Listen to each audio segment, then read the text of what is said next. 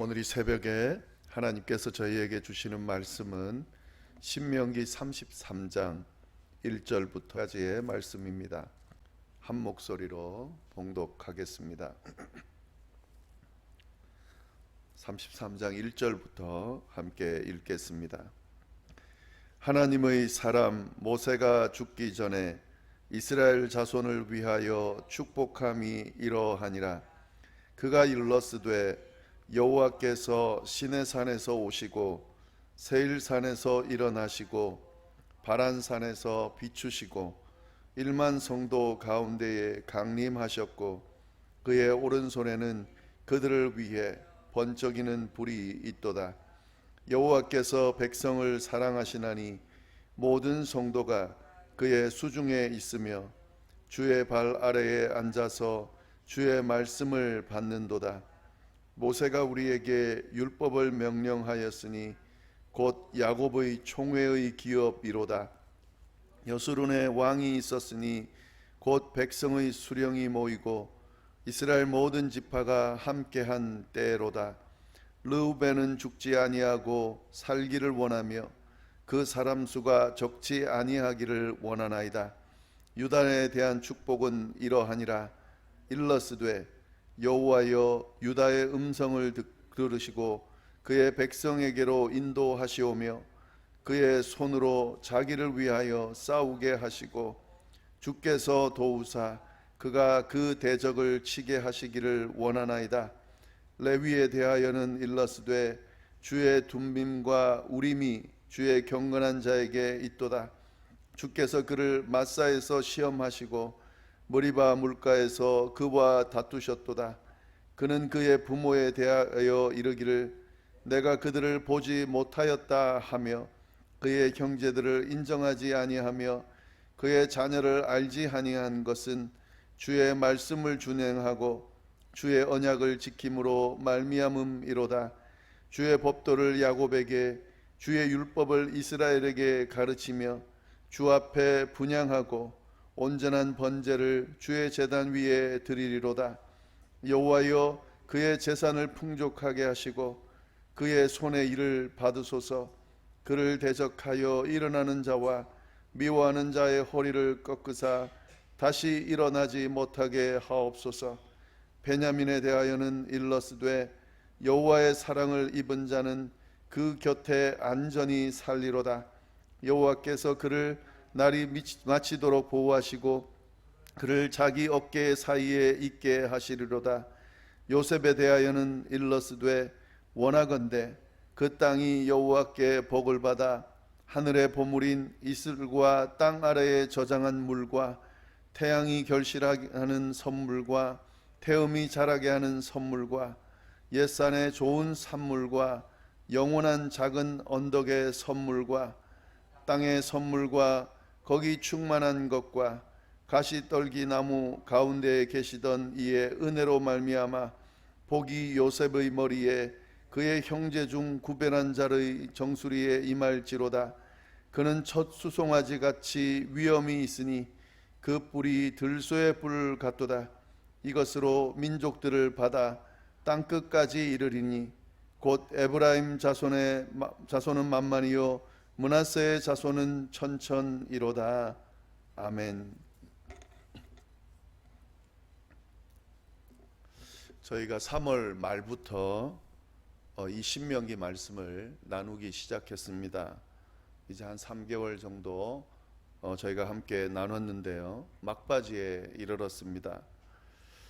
이 신명기 말씀을 함께 나누는 동안 은혜를 참 많이 받았는데 특별히 이 코로나 바이러스로 인해서 저희가 어떤 면에서는 갇혀 있는 그런 상황 가운데에 하나님께서 주시는 특별히 이스라엘 백성들에게 주시는 말씀을 저희에게도 동일하게 허락하지 않았나 하는 생각이 듭니다. 이 3개월 동안 신명기 말씀을 살펴보는 동안 계속해서 반복해서 나누었던 말씀이 있는데 그것이 결국 이 신명기의 핵심 주제가 될 것이다 라는 생각이 듭니다. 몇 가지 좀 나눠보면은요, 이제 반복했던 내용 중에 하나가 뭐냐면 가나안 땅에 들어가기 직전에 이 출애굽한 세대들 말고 그 다음 세대들, 후세대인 이스라엘 백성들에게 한 모세의 설교의 내용이다. 이 내용을 여러 번 반복했습니다. 다시 말씀드리면 모세를 통해서 주어진 하나님의 말씀인데 그 대상이 출애굽한 세대가 아니라 출애굽한 후세대들, 율법의 말씀을 받을 때에 그때에 잊지 않았던 사람들, 또 아니면 그때 어렸던 사람들, 그 사람들을 대상으로 한 말씀이다 라는 사실 여러 번 반복해서 말씀드렸습니다. 그리고 또 반복했던 내용이 뭐냐면요, 이 하나님의 말씀, 이 말씀을 잊지 말아라 라고 하는 내용이 여러 번 반복됐습니다. 하나님께서 주시는 이 율법, 규례, 명령, 이것을 잊지 말고 지켜 행하라. 그리고 이것을 자녀들뿐만 아니라 자손들에게도 가르쳐 지키게 해라 하는 내용이 계속해서 반복되어 왔다는 사실을 저희가 함께 살펴봤습니다. 그러면서 이 말씀을, 이 하나님께서 주시는 말씀을 잘 지켜 행하면, 순종하면 복을 받을 거고, 만약에 순종하지 아니하면, 불순종하면 저주를 받을 것이다 라는 내용도 반복해서 살펴봤습니다. 그리고 이제 마지막 부분에 어떤 내용이 나오냐면요, 이 모세를 통해 주어진 이 하나님의 말씀 중에 이 이스라엘 백성들이 가나안 땅에 들어가게 되면 그 가나안 땅에서 풍성한 삶을 누리게 될 터인데, 그 풍성한 삶으로 인해서 하나님을 잊어버리게 될 거다. 하나님을 잊어버리는 정도가 아니라 하나님께서 하신 약속을 다 깨뜨리고, 그리고 하나님의 말씀에 순종하라고 하신 그 명령을 어기고 다른 허탄한 우상들을 섬기게 될 거다. 가나안 땅에 들어오게 하신 분은 하나님이신데 그 사실을 잊어버리고 마치 자기가 잘나서 이 가나안 땅에 오게 된 것으로 생각하게 될 거고, 또 그 가나안 땅에서 자신을 위한 우상을 만들고 또 다른 민족들이 섬기는 우상을 숭배함으로 하나님의 심판을 받게 될 거라고 하는 이 예언의 말씀도 이 모세의 설교의 내용 안에, 신명기의 내용 안에 담겨져 있습니다. 그것은 이 이스라엘 백성들이 광야를 지나는 동안 하나님께 보여줬던 그 모습 때문에 이런 예측이 주어졌고, 정말 이런 하나님의 예측대로 이스라엘 백성들이 하나님의 말씀을 저버리고 우상을 숭배함으로 심판받고 이 가나안 땅에서 쫓겨나는 일이 생기게 됐다 하는 겁니다. 하나님께서는 이 사실을 아시고 이걸 예측하시면서 이 말씀을 주셨는데, 사실 이 말씀을 하신 이유는 이스라엘 백성들이 그런 일이 혹 생기더라도, 아니 생길 건데 그때도 끝난 것이 아니라, 하나님의 버림을 받은 것이 아니라 하나님께서 이 사실을 깨닫게 하기 위하여 지금 이 모세를 통한 말씀을 주시는 거다. 그때 이 하나님께서 주신 말씀을 기억하고 이 말씀을 다시 붙들고 하나님께 회개하면서 나와서 돌이키면 너희가 다시 회복될 거다라고 하는 말씀도 이 신명기 안에 있다 하는 내용을 저희가 살펴봤습니다. 그러므로 이 모세를 통해서 주어지는 하나님의 말씀을 기억해라, 끝까지 붙들어라 하는 그런 내용이 계속해서 반복되면서 계속 주어졌습니다. 저희가 그 내용을 살펴봤습니다. 다시 말씀드리면 이 반복된 내용은 절대 잊지 말라고 하는 내용이죠. 중요하다는 내용이고 핵심되는 내용이라는 거기 때문에 이 신명기를 마무리하는 이 단계에서 다시 이 반복된 내용들을 정리하고 붙들 필요가 있습니다. 그러니까 좀 잘 기억하시면 좋을 것 같습니다. 자, 마지막 33장, 34장 내용인데요. 오늘은 33장, 그것도 일부만 살펴볼 텐데, 이 33장의 내용, 어떤 내용일까? 이제 모세가 이스라엘 백성들에게 하나님이 주신 말씀을 전하고 난 마지막에는 어떤 내용의 말씀을, 메시지를 전했을까? 축복의 말씀입니다. 이 33장의 말씀은 모세의 축복의 말씀이 담겨져 있습니다. 모세는 이 하나님께서 주신 말씀들을 다 전한 후에 마지막으로 그 이스라엘 백성들을 축복했습니다. 그것도 구체적으로 각 지파들을 언급하면서 축복했습니다.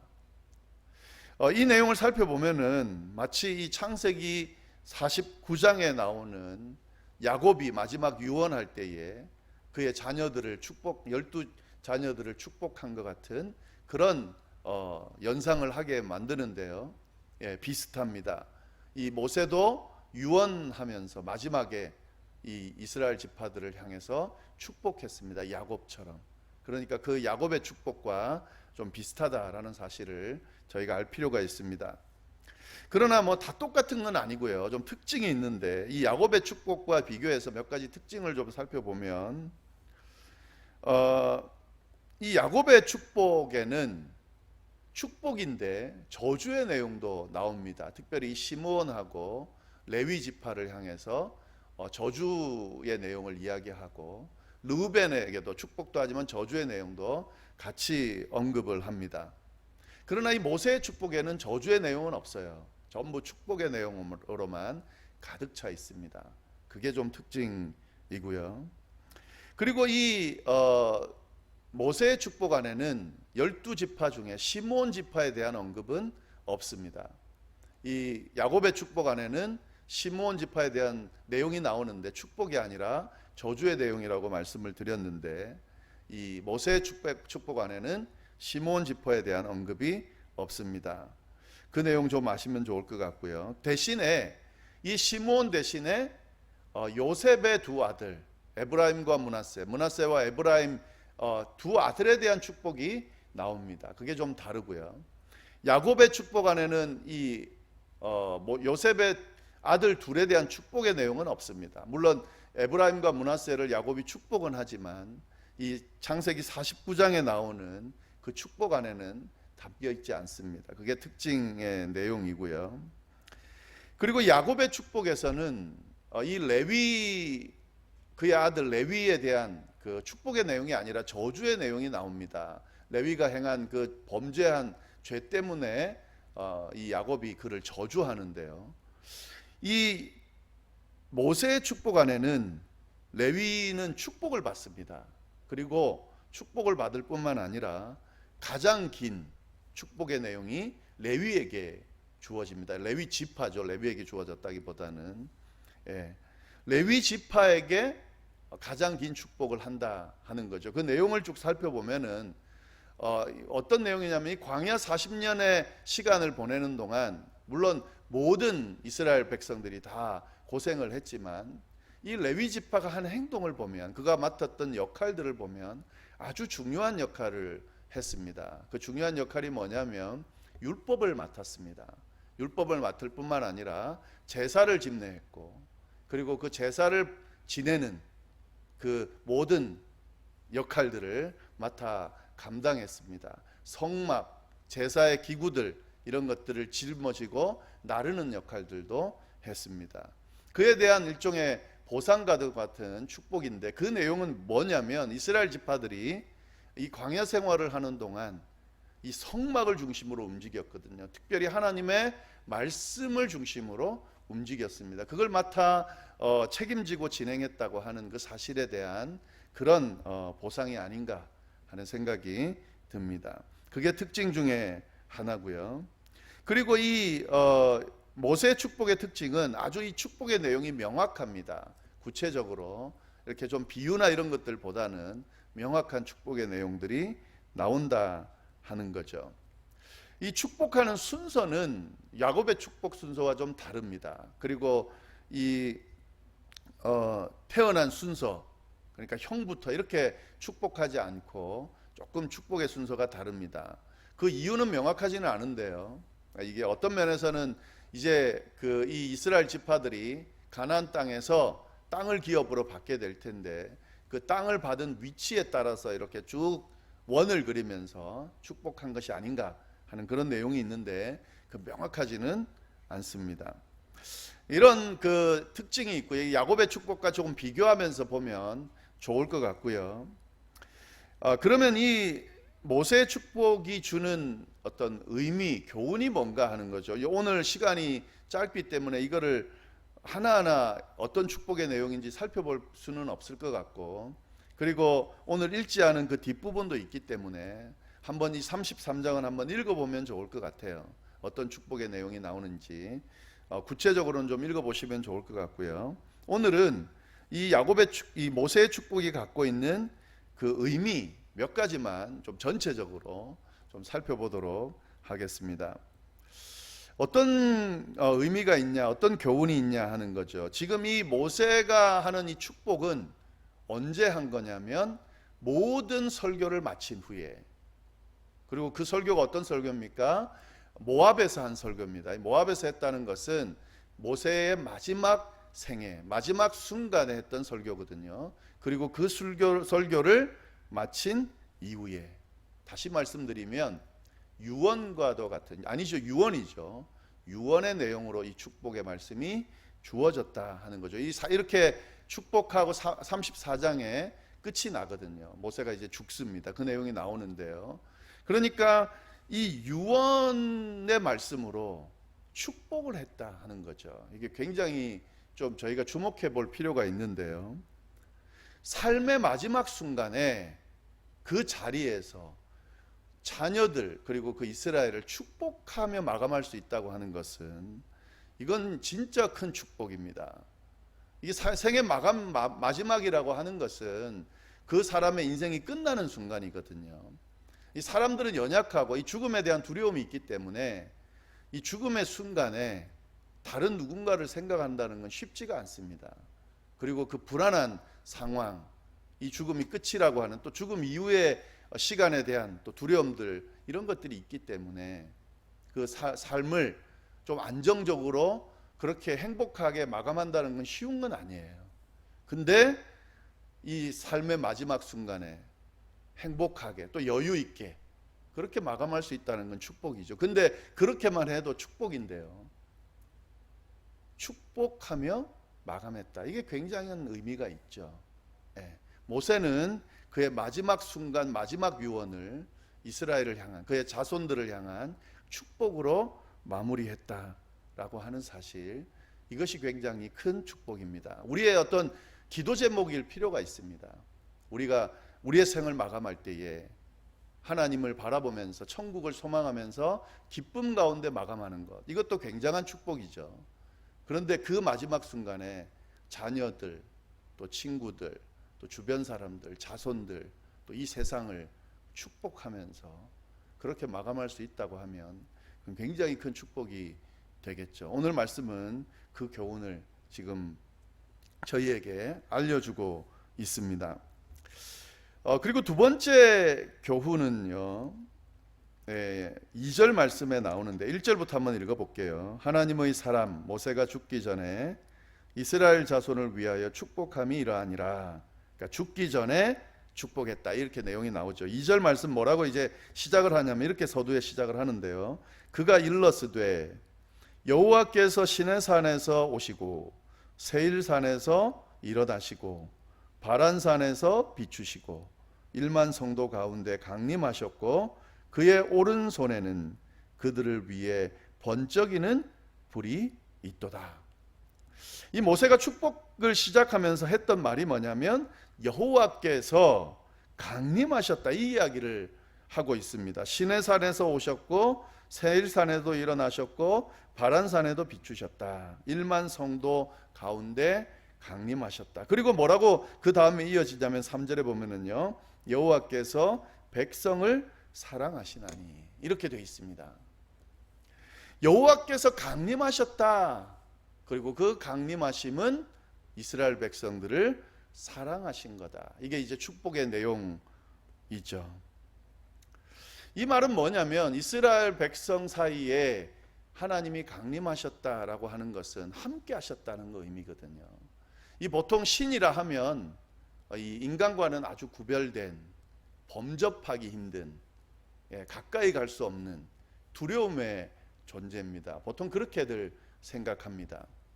그러나 이 모세가 마지막으로 평가하는 이스라엘의 하나님은 어떤 분이냐면 멀리 계신 분, 범접하기 힘든 분, 분명히 그런 하나님의 존재이지만 그 하나님이 이스라엘 백성 가운데로 강림해 주셨다. 그건 이스라엘 백성들을 사랑하기 때문에 할 수 있는 행동이거든요. 강림해 주셨다. 그리고 여러 산에 함께 하셨다라는 말은, 임재하셨다는 말은 때마다 함께 하셨다. 그런 의미가 있는 거죠. 여러분이 축복의 내용 속에 이 내용이 담겼다. 이것이 왜 의미가 있을까? 의미가 있습니다. 하나님께서 강림해 주셔서 함께해 주셨다.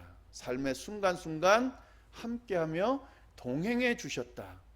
이 이야기를 언급하면서 축복의 대상을 향해서 이 이야기를 고백한다고 하는 것은 이 하나님께서 너희에게도 강림하실 거다, 함께 하실 거다 하는 그런 내용이 담기기 때문에 아주 중요한 거죠. 모세는 이스라엘 백성들에게 이 사실을 알려주면서 그들을 축복하고 있습니다. 시내산에 오셔서, 세일산에 오셔서, 바란산에 오셔서, 광야 가운데 오셔서 강림하시고 함께 하셨던 사랑의 하나님께서 너희와 함께 하실 거다. 이 말씀을 통해 축복하고 계신다 하는 거죠. 이 축복의 내용 중에 아주 중요한 내용이 그 내용입니다. 네, 그리고 그 다음의 내용을 보면은요, 여호와께서 백성을 사랑하시나니 그랬고요, 모든 성도가 그의 수중에 있으며 주의 발 아래에 앉아서 주의 말씀을 받는도다. 이 모세의 축복 중에 특징 세 번째는 뭐냐면 말씀을 받았다. 이 굉장히 중요한데요. 말씀을 받았다. 아까 제가 말씀드린 것처럼 신명기의 주제입니다. 하나님께서 말씀을 주셨다. 말씀을 지켜 순종하면 축복이고 불순종하면 저주다. 하나님께서 원하시는 것은 이 말씀을 잘 지켜 순종함으로 말미암아 축복을 받기를 원한다. 그 말씀을 드렸습니다.